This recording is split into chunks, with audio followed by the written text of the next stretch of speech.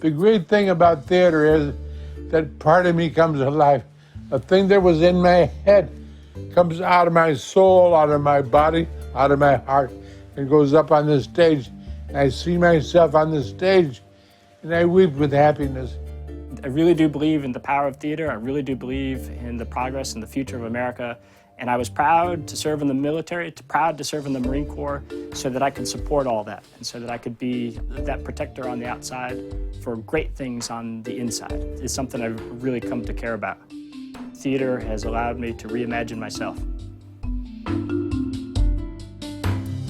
It makes them laugh, it makes them cry, it makes them check in with some of the emotions that they usually wouldn't even get an opportunity to check in with during the day.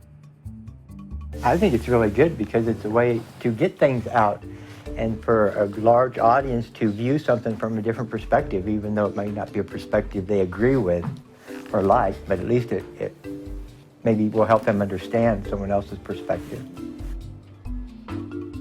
My student Zach came to me and said, my mom was really upset when she watched our scene last night. And I said, yeah, I noticed that, that she was upset. And he said, well, she and I have never really talked about what it means that I am gay.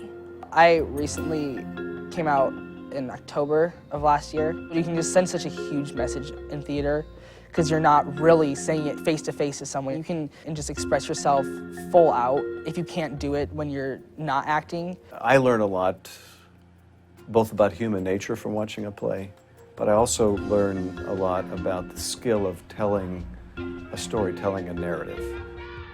In my job, I don't have long to make a point. When I watch the masters of theater making their point in a few minutes, sometimes a few seconds, I learn a lot about how to communicate. Think about it. There is not a single individually taken standardized test that improves creativity. If you write outside the lines, you just had an unscorable test. They do not include collaboration. If you collaborate, we call that cheating. They do not include the opportunity for critical thinking because you have to stay within the prescribed answer set. In other words, the things that we do in the arts are not just wonderful aesthetically, but they reply directly for what kids most need for 21st century skills.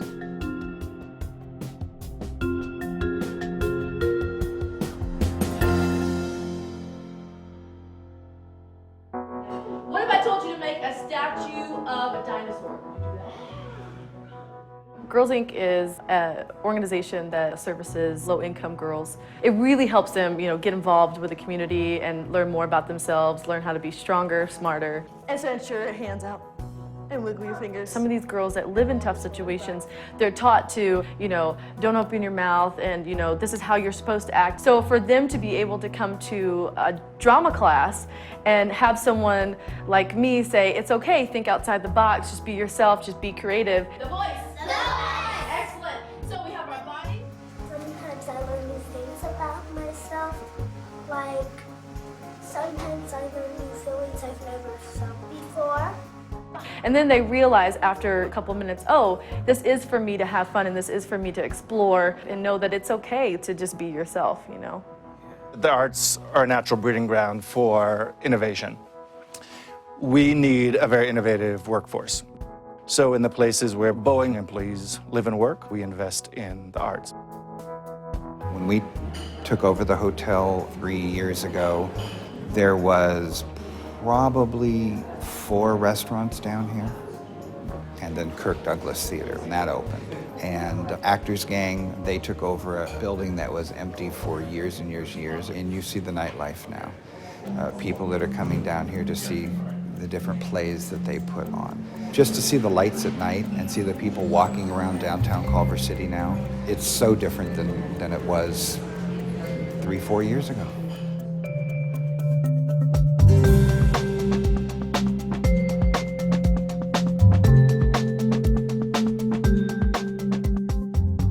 The shows we do at homeless shelters and adult ed centers are also open to the general public. So at one show, you can get a CEO of a corporation sitting next to a homeless guy. and they are watching this 2,000-year-old story about how you deal with jealousy and revenge. And they're watching it as equals, and I think this is the way we're political. They're really kind of figuring out what it is they share. The American theater is a way for us to express ourselves, to express our emotions, to second-guess reality, to explore what goes into being human.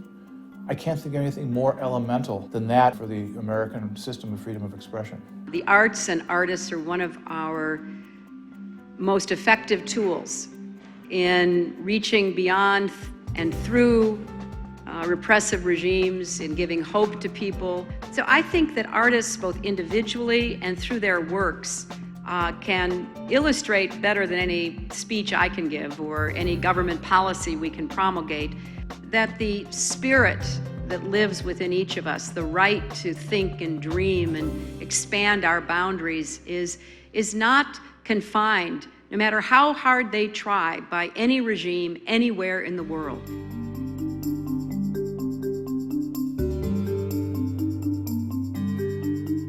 The arts are increasingly seen as kind of the garnish. They're the extra, they're the sprig of parsley on the cultural plate. But they're not, they're the main course, they're the whole thing. They are what teaches us what it means to be human. There are more stories that should be told, that need to be told, that people would love to see told, than there are spaces and availability in theater in the formalized sense. You know, there was a generation of people who really deeply believed that the future of every American city had to involve a vibrant arts scene. And they invested their time and their money and all of their resources in making that happen. The question we're facing now is what happens to that dream? The first thing to do is eliminate the idea of regionalism altogether and start talking about it as a national movement. I think that we have a difficulty here in this building in actually increasing the diversity of our audience. I was frustrated by the dearth of roles, complicated contemporary roles for African American women. I doubt the relevance sometimes of theater as a form of activism. I think that students today are essentially distrustful of the prevalent institutional models for theater. In order for us to be able to train our students to survive as artists and thrive, they have to understand what the expectations are going to be. I think they have to be entrepreneurs. Especially now, it's more and more difficult to find those jobs in the traditional theatrical setting. To some degree, we sort of perpetuate the myth of the starving artist. And we say, well, you're doing what you want to be doing, so, suck it up if we're not paying you enough. The biggest subsidy given in American theater is by the people who work there. I don't think that young people today are seeing theater as a viable career. I think people would be shocked to find out what the average playwright or director gets paid off Broadway in New York City. In this country, what you're compensated equals importance in the society. One of my experiences is that theater has broken itself into roles of business and artist, and I don't buy that. I think if we were able to look at art as a business that has a civic mission, and that those roles can merge more flexibly, that would be an incredibly valuable business model. You need to, I think, constantly ask yourself, am I making a difference? And can I articulate how I'm doing that? It's all about optimism and hope and imagining something better. And someone's going to imagine something better than what I'm doing right now. And that is perfectly fine. I'm eager for that moment. I want that to happen. It'll be different than it is right now, and so be it.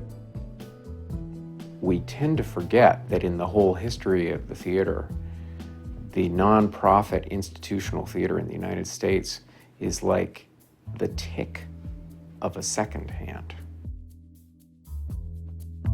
I don't know if theater matters, I can say that honestly, but I know that it's a tool. It's an avenue for discussion, and you're part of the fabric of communication, of storytelling, of solving problems in a way that only many voices can solve.